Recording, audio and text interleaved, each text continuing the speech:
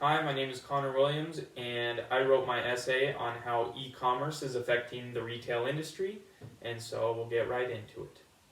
So, for my first source, it's an article called "The 10 Most Common Challenges Faced by E-commerce Businesses," and it's written by Ala Hassan.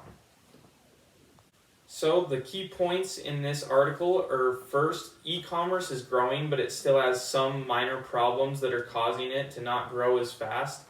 And it gets in a little more depth of those, and here's some of those problems. So first is finding the right product to sell. It's hard online finding a good market of a good item that will attract a lot of customers.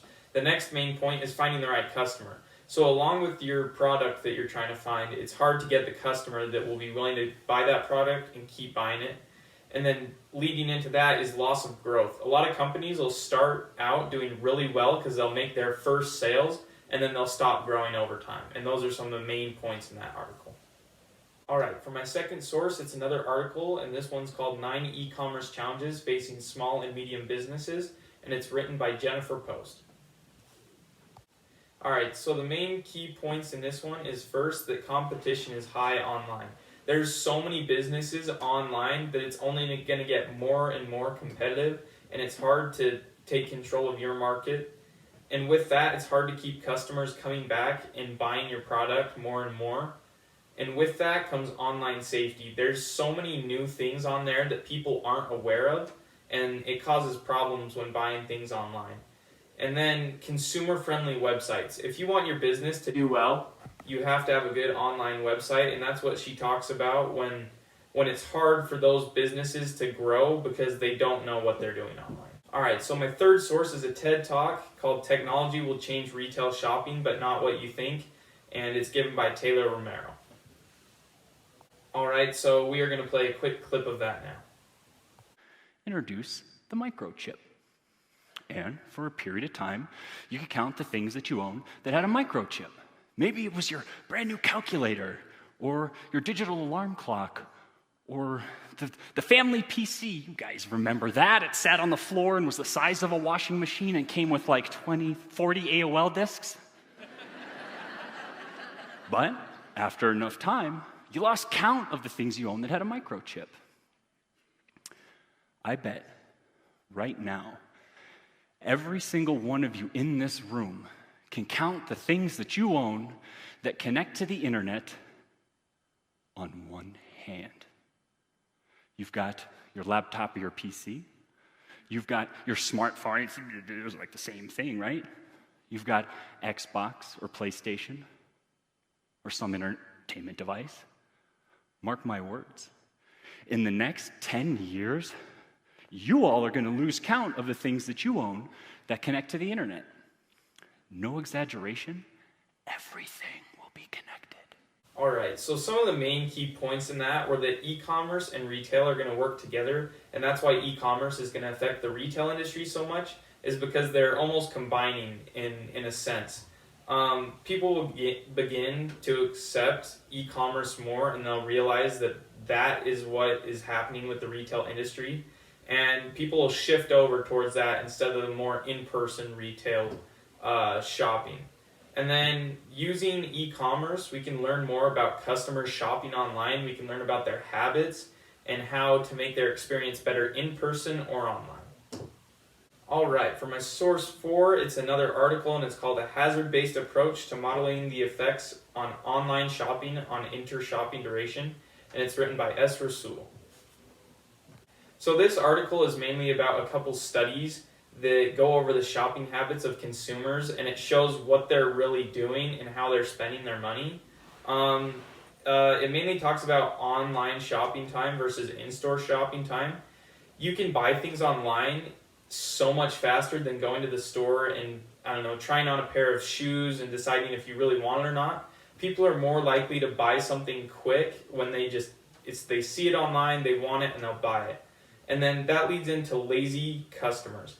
They say that so many people are more likely just to buy online because they don't want to go to the store. It's more worth it to buy it at home than go into the store and pick something out.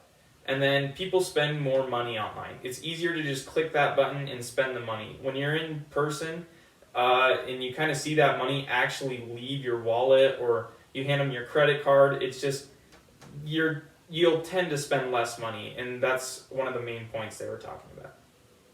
Okay, so my source 5 is another article, and it's called The Effect of Electronic Payment Security on E-Commerce Consumer Perception, an Extended Model of Technology Acceptance, and it's written by M. Ardiansa and others. So the main key points in this are bringing customers back to buy more. I talked about this earlier. It's hard to keep people coming back when it's a one-time product and it's not really a service. So that's one of the reasons it's kind of being, the e-commerce industry is being held back, because it's hard to keep people staying.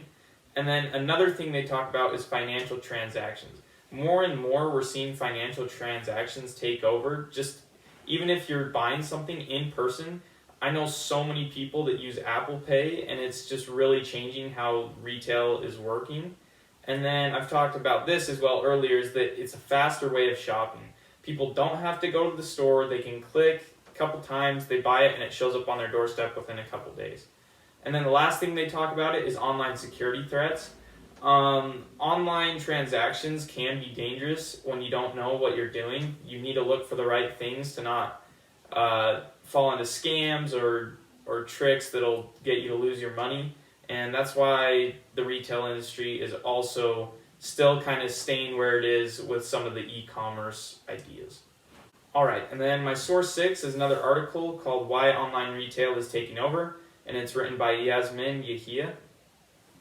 The key points in this one is that there's an increase of online users, and we'll just see more and more of that. Less people will be going in stores, and that's a huge thing that's affecting the retail industry. When you're seeing people leave your stores and you're losing those customers to online shoppers, it will really affect your business. And then it talks more about the simplicity of online shopping and how it's easier to do it, and also it costs less money in pretty much all areas. It costs less money for the manufacturer, the person who's selling it, and it costs less for those buying things.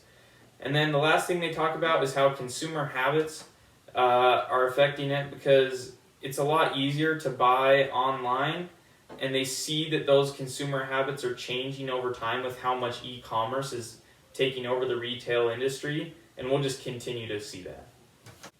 Alright, in conclusion, I chose this topic because I'm pretty interested in business and how things are changing and working in the business world, and I wanted to see how e-commerce is really affecting the retail industry, and it really is in a big way, and I think it's a positive way. I think we'll see more and more online payments, and we'll be in store less and less, and over time, maybe eventually, the world will get to a point where there are very, very few actual in-person stores, but you never know. We'll see what happens. And I think e-commerce saves money, and it makes the shopping experience better for pretty much everyone. And yeah. Alright, so that was my presentation on e-commerce and how it's affecting the retail industry. And my name is Connor Williams, and that's the end.